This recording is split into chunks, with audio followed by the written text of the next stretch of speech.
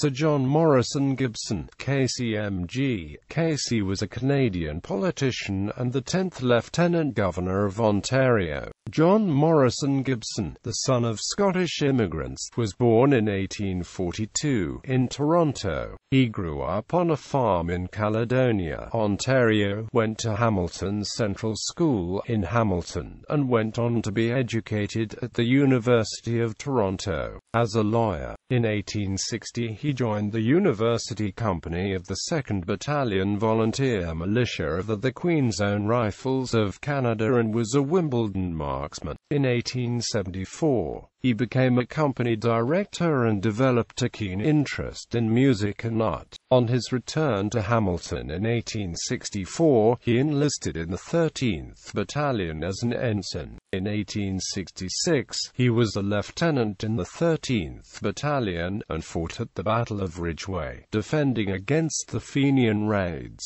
He rose through the ranks of the 13th Battalion and was commanding officer from 1886 to 1895. He was a member of the legislature from 1879 to 1905 and held the posts of Provincial Secretary, Commissioner of Crown Lands and Attorney General of Ontario. Gibson was appointed Lieutenant Governor of Ontario in 1908 and was knighted in 1912. During his mandate, the new government house in Chorley Park was completed. Gibson served as Lieutenant Governor until 1914. He was one of Hamilton's 5 Johns who, in 1896, formed the Dominion Power and Transmission Company that brought hydroelectric power, for the first time, to Hamilton, from the plant at DECEW Falls.